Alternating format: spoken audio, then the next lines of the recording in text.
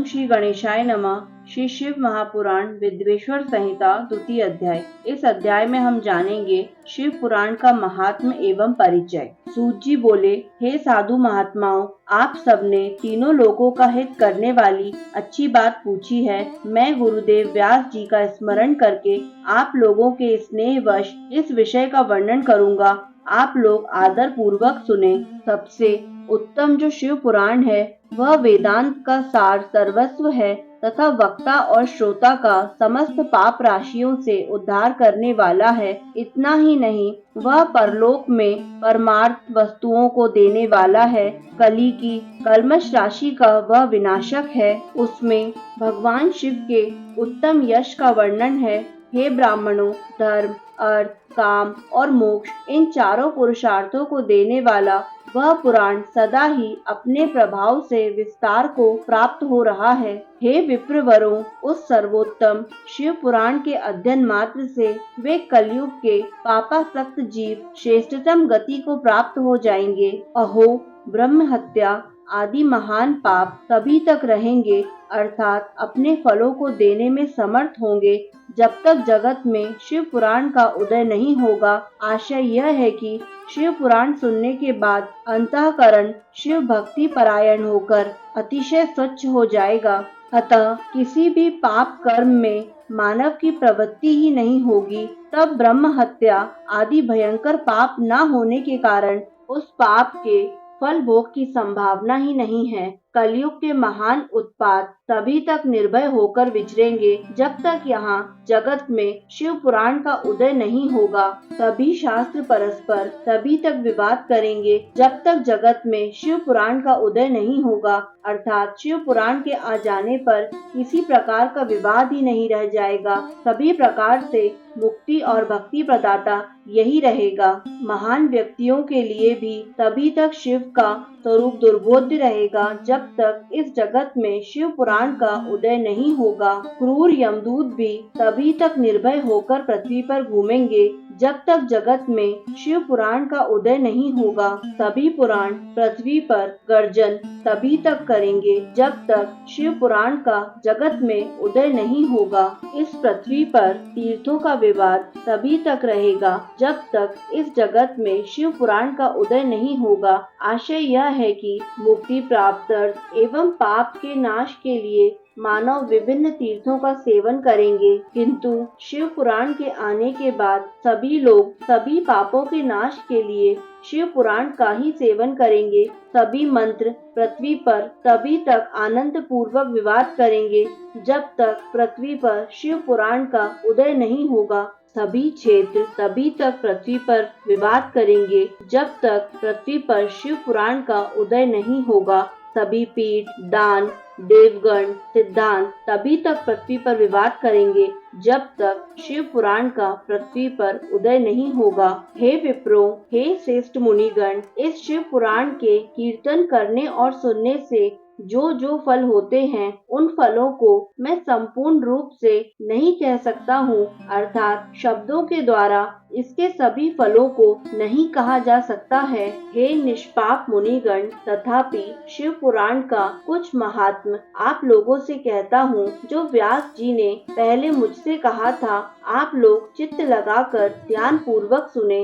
जो भक्ति पूर्वक इस शिव पुराण का एक श्लोक या आधा श्लोक भी पढ़ता है वह उसी क्षण पापों से छुटकारा पा जाता है। जो आलस्य रहित होकर प्रतिदिन भक्ति पूर्वक इस शिव पुराण का यथाशक्ति पाठ करता है वह जीवन मुक्त कहा जाता है। जो इस शिव पुराण की सदा पूजा करता है वह निसंदेह प्रतिदिन अश्वमेध यज्ञ का फल प्राप्त करता है। जो व्यक्ति साधारण पद की प्राप्ति की इच्छा से इस शिव पुराण को मुझसे अथवा अन्य किसी से सुनता है वह भी पातकों से मुक्त हो जाता है।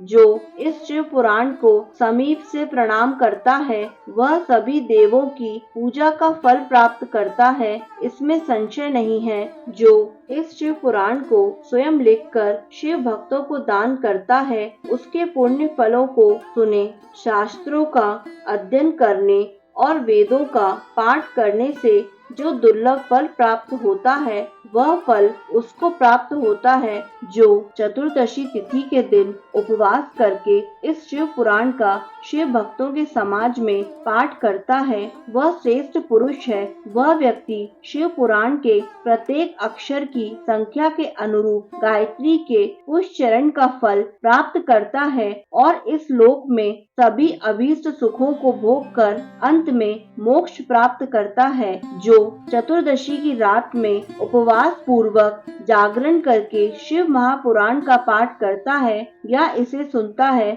उसका पुण्य फल मैं कहता हूँ कुरुक्षेत्र आदि सभी तीर्थों में पूर्ण सूर्य ग्रहण में अपनी शक्ति के अनुसार विप्रों को और मुख्य कथावाचकों को धन देने से जो फल प्राप्त होता है वही फल उस व्यक्ति को प्राप्त होता है। यह सत्य है, इसमें कोई संदेह नहीं है। जो व्यक्ति इस शिव पुराण का दिन रात गान करता है इंद्र आदि देवगण उसकी आज्ञा की प्रतीक्षा करते रहते हैं। इस शिव पुराण का पाठ करने वाला और सुनने वाला व्यक्ति जो श्रेष्ठ कर्म करता है वह कोटि गुना हो जाता है, अर्थात कोटि गुना फल देता है। जो भली भांति ध्यान पूर्वक उसमें भी श्री रुद्र संहिता का पाठ करता है वह यदि ब्रह्मघाती भी हो तो 3 दिनों में पवित्र आत्मा हो जाता है। जो भैरव की मूर्ति के पास मौन धारण कर श्री रुद्र संहिता का प्रतिदिन 3 बार पाठ करता है वह सभी कामनाओं को प्राप्त कर लेता है। जो व्यक्ति वट और बिल्व वृक्ष की प्रदक्षिणा करते हुए उस रुद्र संहिता का पाठ करता है वह ब्रह्म हत्या के दोष से भी छुटकारा पा जाता है। प्रणव के अर्थ को प्रकाशित करने वाली ब्रह्म रूपिणी साक्षात कैलाश संहिता रुद्र संहिता से भी श्रेष्ठ कही गई है। हे दुजों, कैलाश संहिता का संपूर्ण महात्म तो शंकर जी ही जानते हैं, उससे आधा महात्म व्यास जी जानते हैं और उसका भी आधा मैं जानता हूँ। उसके संपूर्ण महात्म का वर्णन तो मैं नहीं कर सकता, कुछ ही अंश कहूँगा जिसको जानकर उसी क्षण चित्त की शुद्धि प्राप्त हो जाएगी। हे दुजों, लोक में ढूंढने पर भी मैंने ऐसे किसी पाप को नहीं देखा जिसे वह रुद्र संहिता नष्ट न कर सके। उपनिषद रूपी सागर का मंथन करके शिव ने आनंद पूर्वक इस रुद्र संहिता रूपी अमृत को उत्पन्न किया और कुमार कार्तिकेय को समर्पित किया, जिसे पीकर मानव अमर हो जाता है। ब्रह्म हत्या आदि पापों की निष्कृति करने के लिए तत्पर मनुष्य महीने भर रुद्र संहिता का पाठ करके उन पापों से मुक्त हो जाता है। दुष्प्रतिग्रह, दुर्भोज्य, दुरालाप से जो पाप होता है वह इस रौद्री संहिता का एक बार कीर्तन करने से नष्ट हो जाता है। जो व्यक्ति शिवालय में अथवा बेल के वन में इस संहिता का पाठ करता है वह उसे जो फल प्राप्त करता है उसका वर्णन वाणी से नहीं किया जा सकता।